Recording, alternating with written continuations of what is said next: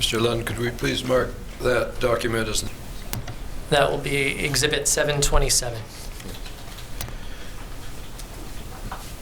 Now, Mr. English, in the few minutes left, I'd like to turn to something that's directly relevant to the failure of the Quesnel run in 2009. The 2005 and 2001 were the preceding years of that cycle. In 2001, there was a huge escapement, unprecedented escapement level in the Quesnel system. And one of the reasons we've heard for it was the fact that there were some late run fish migrating early mixed up with it. Now, you've looked at the reasons, possible reasons for the early migration of late runs, I think. Is that right? That's correct. And I'd like to turn... Sorry, yes, that's correct. Yes. I'd like to turn to two papers. One is at tab 16, or tab 16.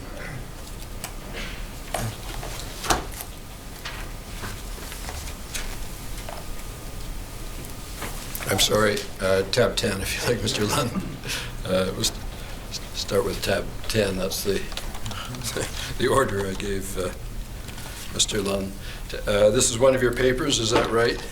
That's correct. Explains it. Could that be marked, please, as the next exhibit? That's Exhibit 728. 728. And the next one at tab 10. We were just at tab 10. Oh, I'm sorry, was it tab 10? Tab 16. And our list of documents only goes up to tab 15, I'm sorry. Oh, did I not give notice of this one? There's another one, October 2009, an oral presentation you gave. I think this was this to the Simon Fraser University seminar on the 2009 collapse? I think that's what it was. I don't have the document in front of me, but I think I was sent a document that was a presentation I gave. Do you have any problem if, well, I guess we can't put that on the screen if I haven't given notice of it. All right. Well, at any rate, that's, I'd like to ask you to explain, if you would, the theory, the hypothesis that you presented here to explain the early migration of the late run fish in recent years. Okay. In as brief a manner as I can, essentially looks at the overlap in the timing between summer run stocks and late run stocks as they're migrating through the approach waters in the ocean, and the relative size of those two populations, with the basic principle being that because sockeye are a highly schooling species, so they swim in dense schools, and for one sockeye to the next, probably the picture that you have on the screen is the most appropriate. They can be often very close together, and there'd be no way for one fish per se to know what fish it's swimming beside, whether it's a summer run or a late run fish. And they densely school for a reason. It's for protection from predation, and it's sort of safety in numbers type of rationale that they follow right from when the times they're juveniles through their entire life history. And the behavior of fish when almost all the runs to the Fraser, other than the late runs, migrate down the coast and directly into the Fraser with very little delay at the mouth. But the late run, historically, a large portion of the stocks have delayed in that last stage. And the idea here is that when there's overlap, a lot of overlap between summer run and late run, and summer runs are very abundant, the dominant behavior is going to be to migrate into the river. And so these summer runs are essentially drawing late run fish in with them when they're abundant. and migrating earlier than normal. When the late runs are the dominant return, or there's separation between the run timing groups, then the late runs become the dominant behavior, and there's a evolutionary advantage to those fish to delay in Georgia Strait, so they'll stay out there and delay as they did in 2010, where they resided for 2 to 3 weeks off the mouth of the Fraser. Yes. Now the Quesnel is a summer run, is that correct? That's correct. If it had been cropped in the gauntlet fisheries in Johnson Strait and other places in 2001 or 2000, or these years that you've considered, if it had been cropped before arriving at the mouth of the Fraser, would that have mitigated that effect that you've just described? Well, there's huge differences in the abundance. It's too bad you can't pull up the graph, because you can see that on the dominant cycle for Quesnel, the difference in abundance between late run populations and summer run populations is massive. You can get, late run populations are definitely less than a million, often less than 500,000 returns. And it probably actually is in this report, just not the graph. It's on page 19 in the report, editor's exhibit. That's the one at tab 10. See page 19. Yes, page 19 in that report is a table.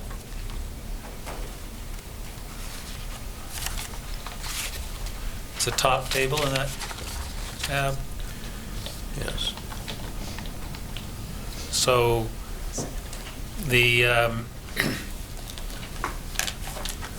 if we look on the returns of summers and lates, you can see that the numbers are increasing, are getting larger in terms of total numbers arriving in Georgia Strait. So for 2001, for example, there's 4.238 million fish estimated arriving, and the late run in that year was estimated at 334,000. So to not have an effect in the dominant summer run years, you would have to crop down the return to well below the escapement goal, the logical escapement goal for that population. So this type of activity has probably occurred, and the paper talks about our ability to detect the early arrival of late run fish prior to the development of the DNA stock identification techniques that were developed in 2000, or actually started to be implemented in 2000, 2001. So historically, we couldn't distinguish between early summer and late run Shuswap sockeye because they rear in the same lake and the scales look the same. And the scale stock ID technique was being used to distinguish them. Now with genetics, we can distinguish between the populations that rear in the same lake. And so what we couldn't detect before, we're detecting now, and have been ever since 2001, very clearly the early arrival of late run fish, which is, in my theory, has been going on at some level for quite a while, because these fish that migrate along with the summer run fish are going to have a high probability of continuing their migration upriver with that massive amounts of summer run fish, especially in the dominant year, like 2001. Yes. Thank you. Those are my questions. Mr. Commissioner, we have a bit of a problem in that we're now over our schedule.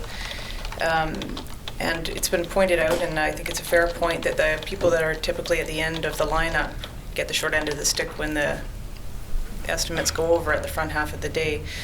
So we have the next group is Mr. Eisvik and Mr. Rosenblum. The original estimate for these two people were 45 minutes for Mr. Eisvik and 15 minutes for Mr. Rosenblum, and I understand they were going to try and potentially reallocate some of that time, but I don't know exactly how that will work.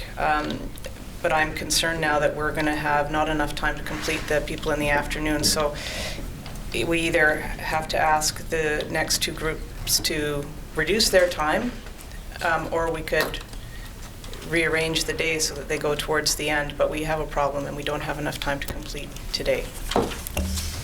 Just for the record, Mr. Rosenblum's original estimate was half an hour, 30 minutes, not 15. I understand that. I can tell you that we had about over 8 hours estimated and about 6.5 hours available. So I appreciate everybody's that. been You cut just back. said the original estimate was 15. The original It was half an hour. allocation for Mr. Rosenblum on my numbers.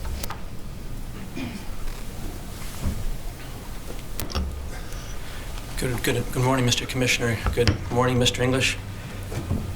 Or Dr. English. I'm sorry, Mr. Isaac, before you start, could we have some understanding about what we're going to do here? Are we going to have a reduction in time with the next two questioners, or will we move them to the end of the day, or how are we going to proceed? I'm certainly going to try and accommodate the commission, and while I was sitting there, you saw me with my papers, I was cutting substantial material from my argument. And how much time do we have? If you and Mr. Rosenblum can complete in a combined 45 to 50 minutes, we'll probably be back on schedule. Perhaps if I get near the end, again, maybe some written questions to Mr. English might clean up some of the stuff, and I'll do my best. How much time did you need? I'm just trying to get a sense of how much time I should be handling here. Well, I need at least 20 minutes. I'm not happy with 20, but I'll live with 20. Okay. And that gives me till 25 minutes. 25, thank you. For the record, it's Philip Isaac for the ARE and the Fisheries Coalition. Dr. English, I'm mostly interested in catch reporting, and if I had time on Cultus Lake, I'd deal with it, but I don't think we're going to. But first, before we get into that, a couple of clarifications in your report. In many places in your report, you refer to commercial fishing. And there's a couple of commercial fisheries in the Fraser River, and just for the record, when you refer to commercial fishing, are you referring to the public all-Canadian commercial fishery? Or are you referring to Aboriginal commercial fisheries as well? Okay, in the commercial fishing section here, it is the public fishery, not the First Nations, and the First Nations fishery is covered under the economic opportunity and pilot sales Okay. fishery. Yeah. So wherever we see commercial fishing in your report, we automatically know you're talking about the public commercial fishery. Within that section, yeah. I may have referred to commercial uses of fish within the First Nations. Okay. And what type of fish harvests and mortalities aren't in your report? And I guess that I just want to try and figure out the scope of your report. And fish harvested in illegal fisheries is not in your report. Presumably, if they've not been monitored, if there's no statistics on those catches, then they're not in the report yet. Okay. Fishing-induced mortality, such as dropouts in set net fisheries, not in your report. To the extent that they're included in the en route loss component of, there's a table, there's some graphs that have en route loss accounted for recent years. To the extent that they're in there, they're included in the report. Okay. Fishing, so all types of fishing-induced mortality are in your report then? What I can assume? Well, they could be for specific years. There's a lot of uncertainty with the what the true values of en route loss are for the Fraser stocks. Okay. Fish caught in one fishery and landed in another fishery, not considered in your report? Well, the information we have looked at is what's been assigned to each of the fisheries, so I'm not sure what you mean by caught in one fishery and landed in another. Well, if you had a fish that were caught, say, in a food fishery and were landed in a public commercial or an EO fishery, that would show up as EO or public rather than food, right? Yeah, they would be included in the total, if you like, but the assignment, I think I mentioned the assignment of some of those catches in the 1990s to a specific fishery are questionable. Okay, I'm not quibbling with you, I'm just trying to get the scope No, of the it's report fine. proper here. So that as a general overview of catch reporting systems, in designing an effective system, there's probably factors unique that might affect what type of system you need. For example, geography. If you have a different model of catch reporting might be needed for an area that's 100 yards versus 500 miles. That's correct, yes. The number of fishermen or vessels could influence the type of system you want.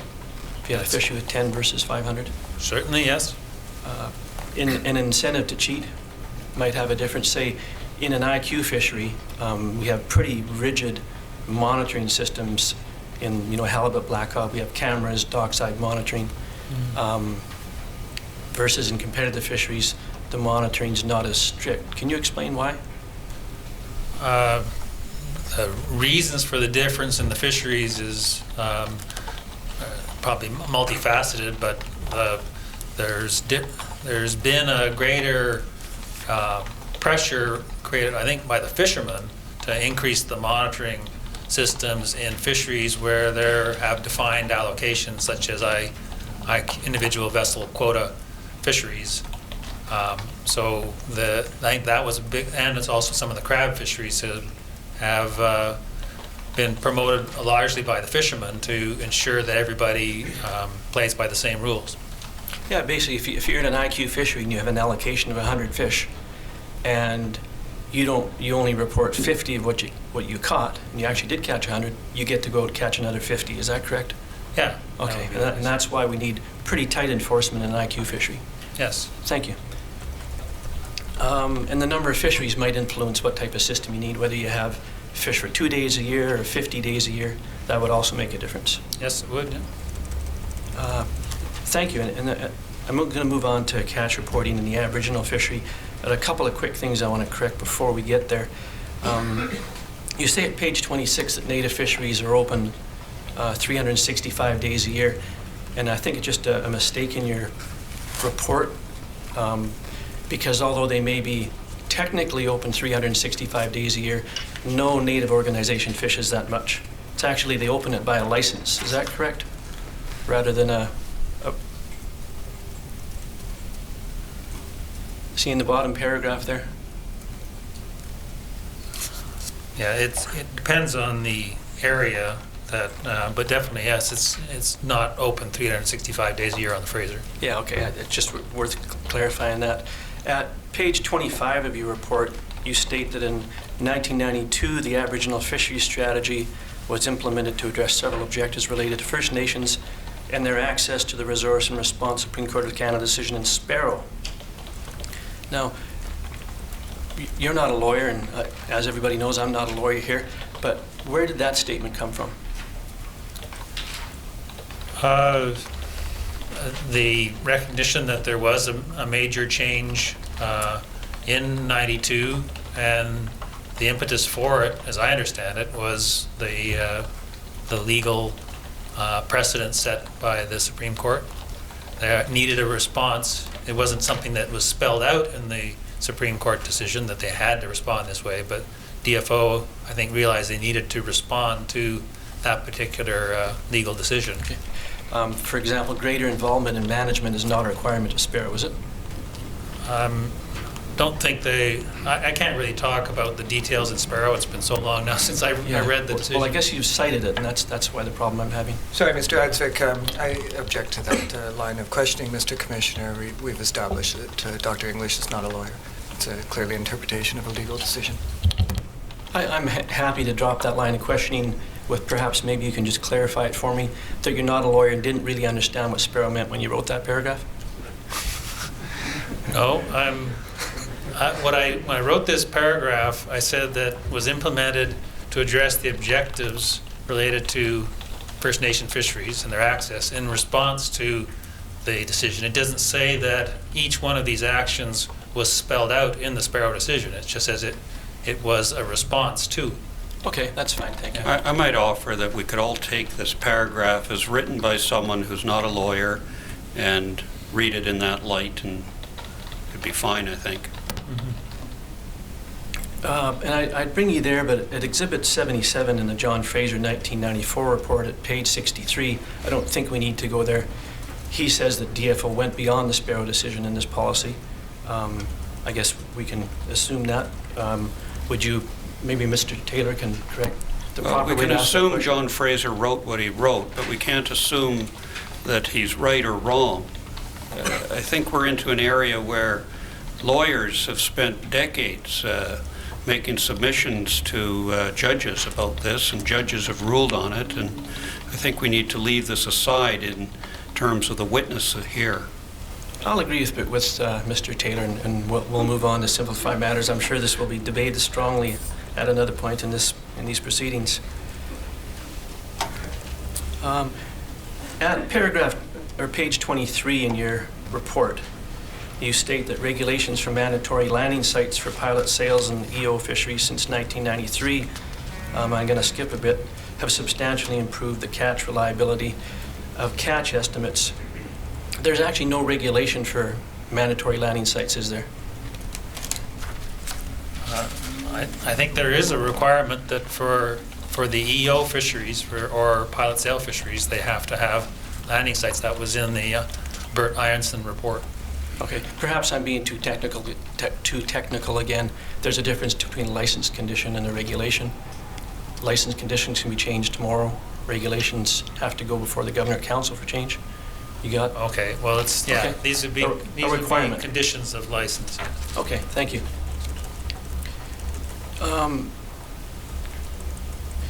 The level of Aboriginal harvest, if we could go to page 21 and at table 2 of your report.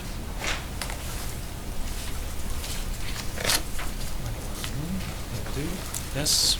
Now, if we see up on the chart, we see the percentage of catch, Canadian First Nations 29%, economic opportunity 6%, so that's about 35%, if my math is good. Now, at page 18 of your report, we go to table 1. I think it would be helpful. Page 18. So if we look at this table now, we'll start off at 2009. If we see commercial, and again, I'm assuming that's public commercial, we see they harvested 0. We see First Nation catches of 71.8, so much more than 35% in that year. Is that correct? Yes, in that particular year. In 2008, we see the commercial harvest of 16, Aboriginal harvest of 447, much more than 35% in that year. That's correct. 2007, the same thing. 2005, 2004, we're kind of about 50% for commercial, 40% for Aboriginal. 2002, about 50%. 2001, we see a much higher Aboriginal catch.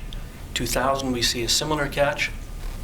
1999, we see a much higher Aboriginal catch.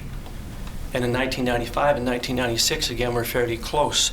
So you can say in the last 10 years that the vast majority of fish caught in the Fraser River, setting aside 2010, at least on an annual basis, can look a lot different.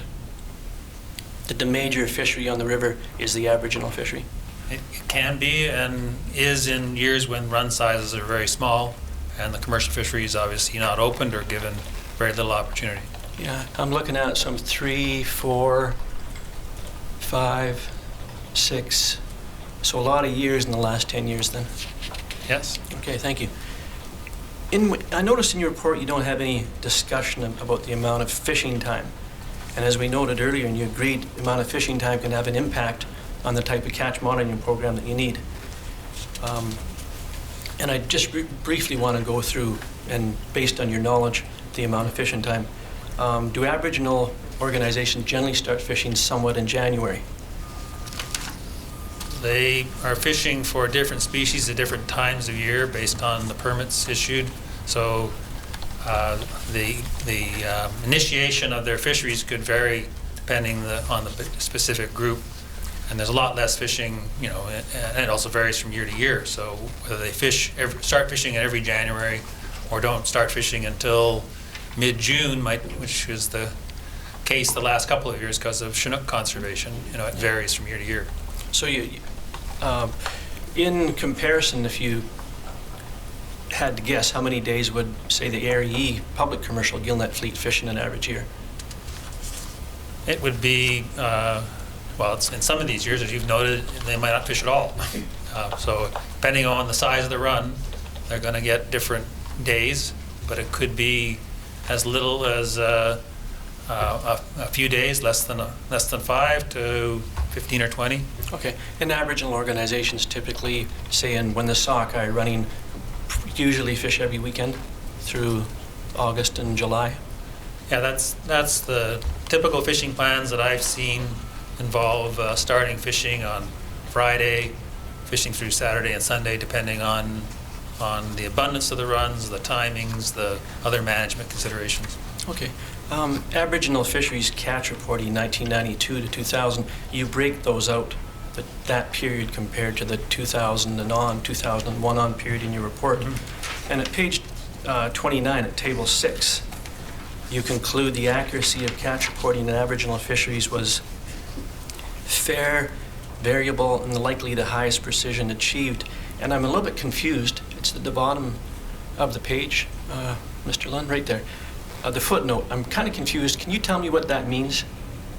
I don't mean what exactly good or fair means, but Okay. the footnote.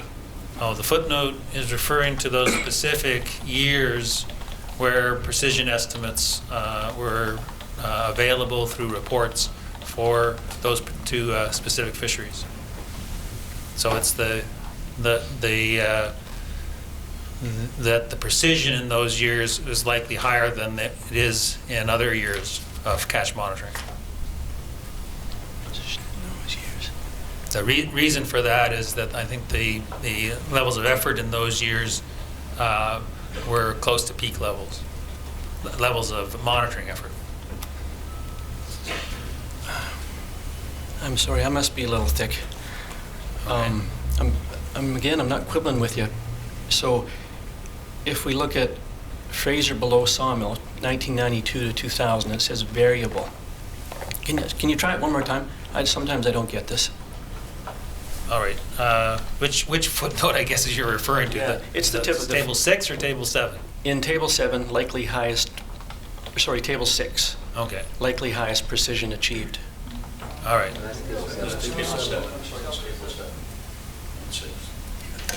Yeah, so Table 7, the bottom one, is talking about the 2001 to 2009 period. And there is unknown precision for the marine fisheries, so there weren't any published documents that showed what the precision estimate was. Okay, But that there helps are a for lot. the other two. And I can see that my major mistake is not looking at the footnote right underneath Table 6. Yeah. Thank you, and I appreciate the other council for correcting that.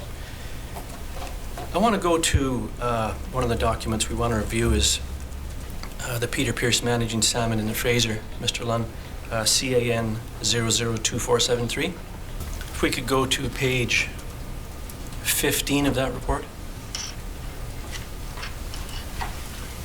Have you seen this report, Mr. or Dr. English?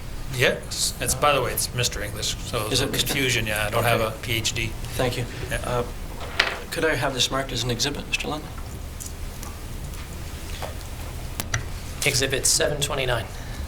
If we go to page 15 of that report about the last, almost about halfway down the second paragraph where it starts with by, and this is referring to the 1992 fishery, and it says by May, fishing activity was increasing as numbers of Chinook in the river increased.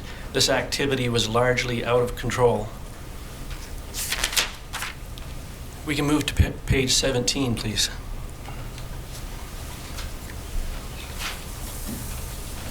And if we go to the first column, the first paragraph there, Mr. Lund.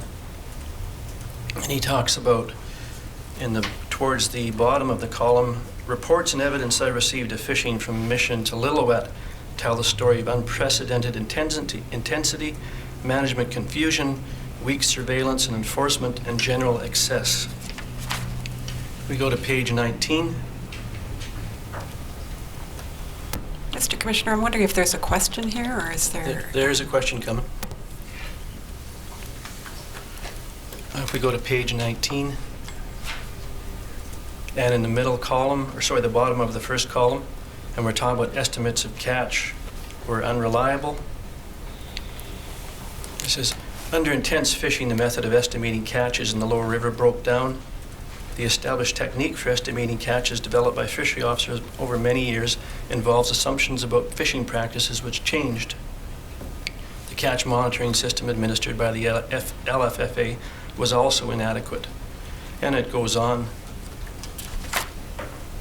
And my question is, does that fit in with your conclusion of a fairly accurate catch data program? Well, the programs that I was referring to are ones that were just being initiated for the first time in these years, like 92. So that they've evolved from where they were initially, and the reason for a lot of the effort that's been put in is to try and address these concerns. Okay, but despite those findings by Mr. Pierce's investigatory team, you consider that fair? Well, it's different years that we're talking about. Well, we're talking about 1992 to 2000. Well, these are referring specifically to 92, I think, are they? This is the 1992 report, that's correct. Yeah. Yeah, and the period that I'm talking about is that period over which the fishery monitoring systems were changing quite dramatically within the Lower Fraser. Okay, so let me just step back then. So if you looked at 92 in isolation, you wouldn't consider this type of sales slip and catch reporting system as fair? Well, there were definitely problems with the early catch reporting systems on the Fraser and ones prior to 92. Okay.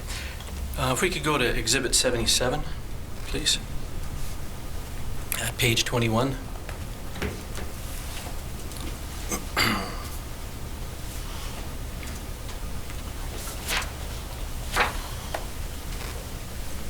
And it's the second paragraph, estimates of in-river catch.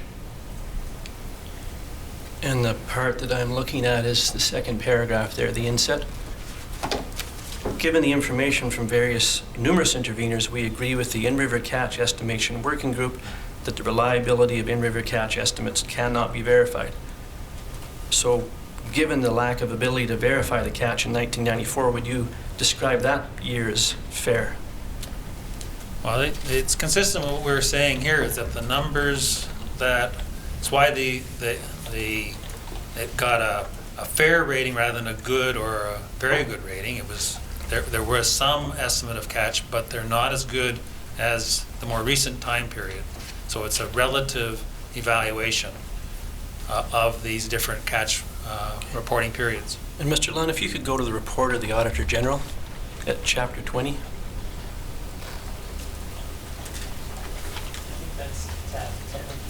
I think so. I'm sorry. Yes, it is. If you could go to page 2018, please.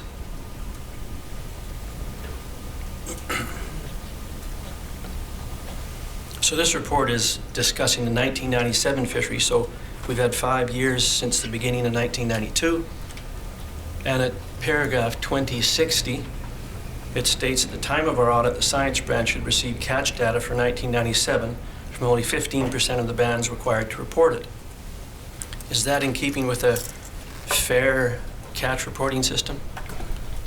Well, the requirement to report may be different than what was actually done with regard to reporting. Are you suggesting that only 15% of the bands actually reported catch data in that year? That seems to be what the Auditor General is saying. At the time of our audit, the science branch had received catch data for 1997 from only 15% of the bands required to report it. Well, I'm not familiar with what the requirement was versus what the catch numbers were. And the presumption I have from talking with people in DFO is that they're getting catch numbers from all the bands. Well, we're looking at the period from 1992 to 2000, I guess, and so that's why I'm trying to determine your assessment of. I'm trying to get a good understanding of what fair means, because you've graded the catch data reporting in this fishery as fair for that period. If we could go to the decision in Regina and Douglas at para 53, Mr. Lunn. I could clarify that fair is not a good rating. You know, it's lower than good. Okay? Yes, I agree. Mr. Commissioner, I know that we're just about out of time for Mr. Eisvik, so you want to bear that in mind as you ask your last question. I think we should go to that court decision, if Mr. Lunn, if you could bring us there, and go to paragraph 53. I should also note, if I can, that in the table that we have in the report, it's actually talk about the estimates above sawmill being fair in that period and the marine fisheries being fair, but the below sawmill fisheries are rated as variable, which addresses some of these issues in that we don't know the reliability of the estimates in each of the years to be consistent with the other ones. At paragraph 53, Judge Jardine stated, on the evidence of Mr. Quip, Mr. Wood, and Mr. Victor, no one actually counts how many fish the GM catch. Mr. Quip estimated his catch with Mr. Wood as partner to be conservatively 10,000 or more sockeye, as well as more than 1,000 Chinook. If he's correct, and there are 60 such fishers, the GM take a large number of fish. This would constitute an estimate in the hundreds of thousands.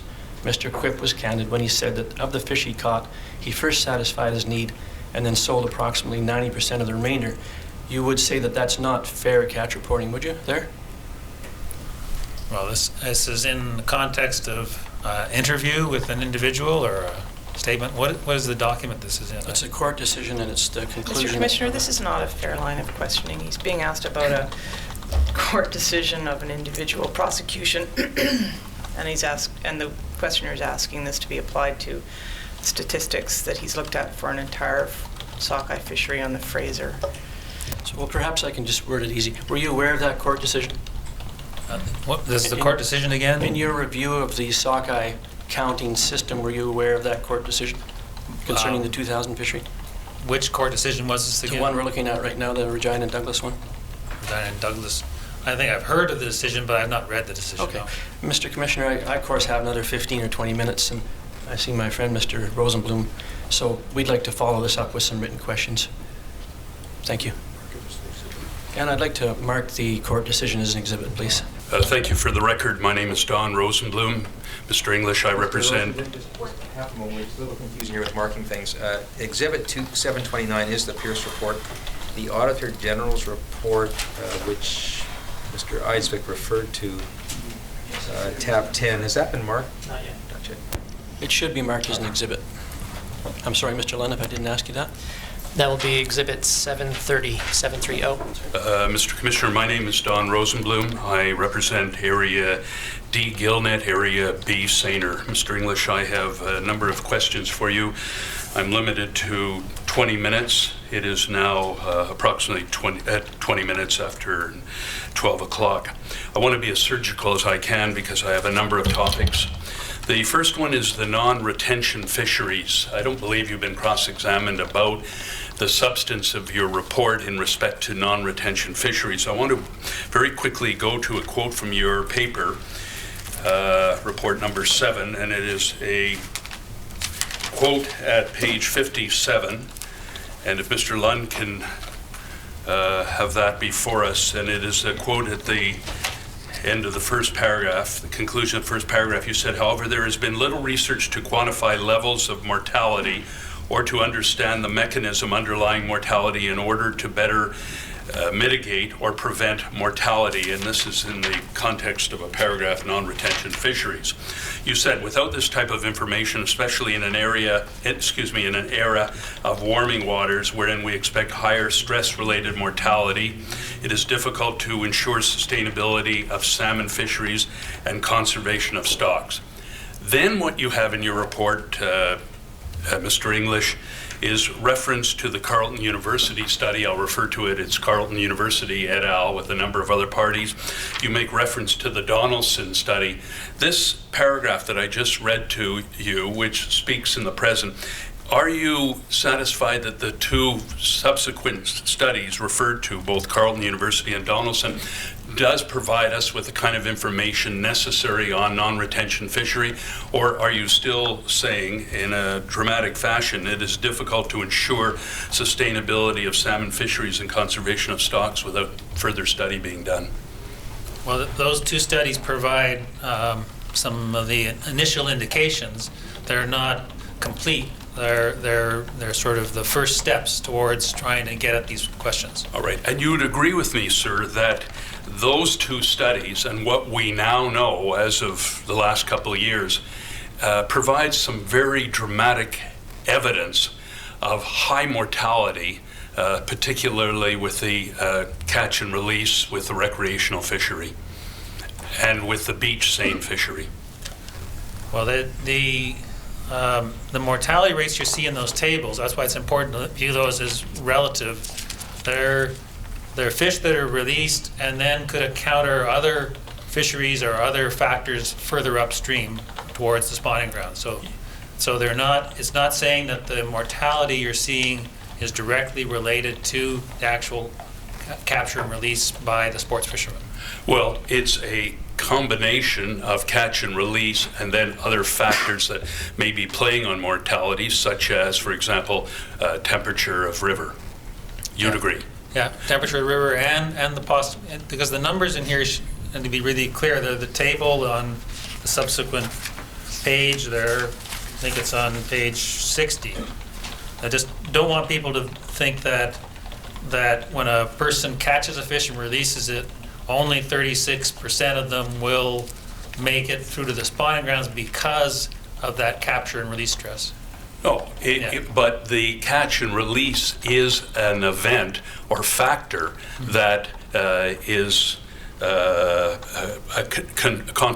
contributing to the mortality rate as set out in your table, which is table 18 found at page 60, correct? Yeah, and what you want to focus in on is the difference between something like a beach seine, which should have less stressful or have a different stress, not necessarily less, than angling, comparing those two values and saying, what's the difference between these two gears? Yes. More than the absolute value. And when analyzing this data, and I have so little time, I obviously can't get into this with it in the way I would like to, we are left with, obviously, at least some information over through these studies that is significant in terms of pre-spawn mortality of fish migrating up the Fraser River, in part related to both beach seine and to the other forms of fishing encounters that we're speaking about. Yeah, and it's the initial information. What's really important to note is these studies were done at a specific time of year. There may be there are conditions about the river at that time of year that are going to be different between or that time of year that year versus other years. So that's why they're intending to continue this work using different gear, looking at different time periods which have different stocks as well as different temperature regimes to see what differences they get in terms of survivorship. Right, and so a lot of work still has to be done, but in the context of the little that we know now as reported to us through your paper, does that cause you to revisit the issue of how to deal with, for example, the recreational fishery and the catch and release program? Yes, well, I think you can say that from this and other information, it's not a good idea to be doing a lot of catch and release on sockeye at high temperatures. And appreciating that opinion, where does that take you in terms of recommendations to DFO and its managers and to the government generally about catch and release programs? Well, be aware of the temperature factor. Where you have high temperatures, you probably need to consider not having those fisheries, and you are conducting those fisheries during periods when temperatures are lower, because you know you're going to have less impact on the stock. Thank you. Are there more studies that you know in the process of being done in respect to this subject? Yes, there's ongoing research. There was some done last year, and there's work that's planned for 2011 this summer by the same groups, Carleton University and University of British Columbia. To the best of your knowledge, is there a shortage of money for this research, or what you feel is necessary and should be done is being done? Well, there's always a shortage, a limitation on the funds available. A lot of the money that is available for this is coming through the INSERC program, but there's very limitations on setting up the telemetry arrays, for example, within the Fraser in order to track these fish that are being released. Thank you. I go to the second of my areas of focus, which relates to catch monitoring and relates to the chart that we were just referring to a moment ago, page 40, and the table at page 42. And I want to focus in particular on my clients, the Seine Fleet Area B, and the references you make to that, to your assessment of quality of catch estimates. My clients give me the following instructions. I've got to do this so quickly, Mr. English. I'm going to tell you what my instructions are, and you tell me whether you have any reason to dispute what I say. Before saying that, can you tell me where did you glean this information to provide this table to us, which is table 14 at page 42? Table 14. Well, the information on the catch was obtained from the catch reporting data sets from the Salmon Commission on the distribution between the different gear types. And the evaluations were based on information provided by DFO from interviewing the DFO representatives that monitor these fisheries. Well, let me try to be surgical here by telling you what my instructions are, and please tell me whether you have any reason to dispute them. I'm told in respect to Area 20, which is found within your table, that since 2001, the seiners have had imposed upon them what truly is the gold standard for catch monitoring. I am informed of the following, that all the fisheries in Area 20, Seine fishery, and I gather Area 20 is exclusively a Seine fishery. All the fisheries have been closely monitored. There's been mandatory logbooks and hails required. For most of the fisheries in those years, observers were required. In some cases, they were assigned to vessels for the day. Others have roving or random sampling. For all fishery sets were monitored by DFO managers, with fishermen providing set-by-set hails of all species caught. And they needed authorization from managers even to set nets. Now, I don't want to get into a dogfight with you. We just don't have the time here. Do you have reason to agree with me that that is the standard that is being utilized in Area 20 by the seiners? Well, I know that they have the logbook requirement. I know that there are hails done by fisheries officers. It's usually not 100%, and I didn't hear you mention a dockside monitoring requirement, which I don't think has occurred for those fisheries. But that was, the information we provide here was what was provided by the Department of Fisheries and Oceans that conducts a lot of this work. So, because this is very much in dispute, could you provide the Commission and in turn to me what DFO provided to you that gives you the information as set out in this chart? Yes. Thank you. I moved on the same subject matter to your analysis of the quality of catch estimates for Area 11 to 16, which I understand to be both of Seiner and Gillnet. I'm instructed as follows, that in respect to the seiners, they have a mandatory hail in of catch and delivery and logbooks. They have roving observers that were present for many of the fisheries. Charter patrols would station themselves at strategic locations at the conclusion of fisheries to request hails from vessels as they headed to fish plants. And that more than 90% of the Seine caught fish are landed at major processors. Most are very diligent at ensuring numbers are passed on. In other words, the processors are diligent in ensuring that numbers are passed on. Do you have any reason to dispute any of that? No, those seems like reasonable statements. What they're not including is the dockside monitoring by an independent group in that. And you believe that that would place the catch monitoring in respect to the Seine fleet in that area to be simply fair for accuracy? It's just it's the lack of verification. It's very possible the catches are completely accurate and a complete record of what was caught. The question is whether it's been verified. And it's the lack of verification that gives it a lower rating. And that again might or would put the accuracy at only fair? Yes. Okay. Again, would you provide the information that has been provided to you by DFO to speak to this chart, okay? Sure. Thank you.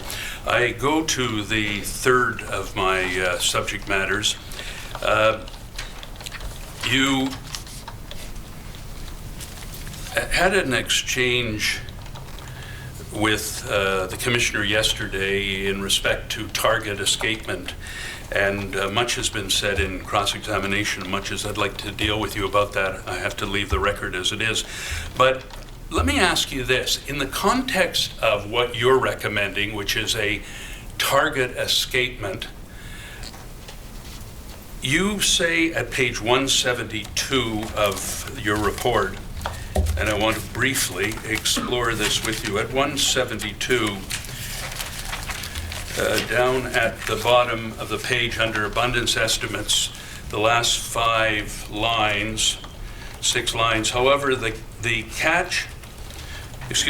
future of this valuable time series and the conversion of historical and future data into catch escapement total abundance estimates for each CU will depend heavily on the resources available to support critical monitoring programs, effort to capture these data in structured databases, and the work needed to complete the necessary analysis. Let me ask you this.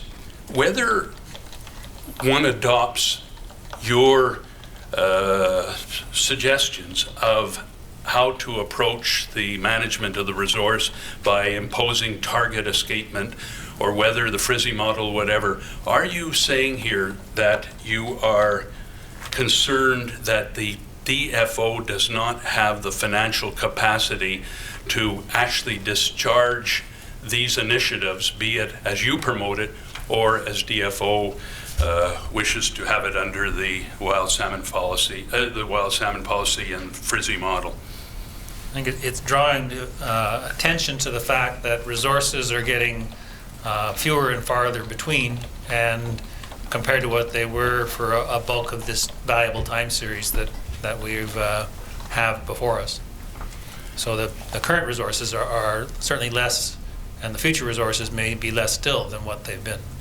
And that being the case, maybe is self-evident, but where does that lead you in terms of your prognosis of DFO effectively setting out the benchmarks or the target escapements for these, be it 19 indicator stocks, or indeed, I think something like 29 CUs? What's your prognosis? Well, will it happen, you mean? Yes. In this case? Well, there's a lot of pressure to make it happen for the Fraser because of through the Marine Stewardship Council certification process, it has to happen, or they'll lose certification. So there's a lot of pressure to do it on the Fraser. So resources will probably be channeled there from other areas because it's a priority. So I think it's on schedule. There's been a commitment. There's an action plan prepared to define a lot of these things, these lower and upper benchmarks, limits, and target reference points for Fraser sockeye.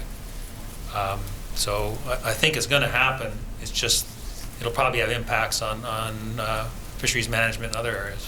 Well, you, sir, probably as well as anybody can speak to the impact all over the province. You do work in the NAS for the Nisga'a, do you not? Yeah, we've done work with the Nisga'a for a lot of years. And the Skeena. Yes. And various other regions. Can you tell this commission, because I'm going to suggest that the commission cannot be blind to the impacts of putting priorities on Fraser stock at the expense of other stock. What are the implications of the financial crunch in respect to trade-offs where areas other than the Fraser are going to have less attention than you believe should take place? Well, it's all the more reason to conduct the analysis and reviews that look at what's the best way to get the most for the resources that we have. So there's been programs elsewhere that have identified essentially core stock assessment programs. And what's critical is once those have been identified, there needs to be the support to implement those so that you can maintain, in the case of the Fraser, and establish in other cases where there isn't a reliable long-term data set, a data set that's needed for management. So there's a real need to look at the available resources and figure out what the priorities are and how to make sure that you're not undermining these important long-term databases, because those are the ones that tell you how the resource is responding to changes in the environment. And you're destined to undermine those databases if there isn't more money injected into the system, aren't you? Yeah. The next area is relating to the unreliability of preseason forecasting, and your report says that, I believe, and accepting that. There's been a significant exchange of view with various parties here at the Commission about the unreliability of the data, and therefore not to invest too much import in the pre-season forecasting. My question is this: you appreciate that the IFMP is founded upon a pre-season analysis, correct? Yeah, the initial fishing plans. Right. And one of the exchanges that has taken place at this commission in the past is whether DFO has the flexibility or carries out amendments to the IFMP based upon changes in season and so on. Would you agree with me, in the context of your opinions that the pre-season analysis is so unreliable, that the IFMP should be approached by DFO in the most flexible manner in terms of ensuring that they can turn on a coin and make changes at the point where information is derived from an in-season database? Yeah, definitely, yes. And do you believe, from the best of your knowledge in terms of an expertise in management, that DFO has had that flexibility to that extent up to this moment in time? Well, there's some things that are determined in the IFMP that have been identified as constraints, significant constraints to management, and therefore not allowing the flexibility that you're talking about. But I think over the last 2 years, we should have all really learned the lesson that we need a flexible system because we have to respond to some pretty substantial changes in from what we're expecting. Thank you. My last area, and hopefully I have a minute or two. This inquiry, I suggest to you, is attempting in part to find the reasons for the decline in recruits per spawner. Would you agree that, to the best of your understanding, is what we're really looking at here? It's the bottom line. Yeah, it was the trend observed over a number of years that had the lowest point in 2009 that created, I think, the purpose of the inquiry. Yes, and so in focusing on the decline in recruits per spawner, we're looking at what are the factors or factor that has caused that situation, that direction, correct? That's right. And you would agree with me further that curtailing fisheries doesn't speak to resolving the problem, in that over, for example, the last 15 years or so, there's been a diminished harvest year by year by year, and in spite of that, what we're seeing here is a continuing problem of decline in recruits per spawner. Would you agree with that? That's correct, yes. Pardon me? There has been a decline in recruits per spawner, and it's the reductions in the fishery have been occurring at the same time, so the fishery hasn't been the one that has changed the recruits per spawner. It's more the marine environment that's having a factor. Thank you. I have no further questions. Hearing is now adjourned until 2 p.m.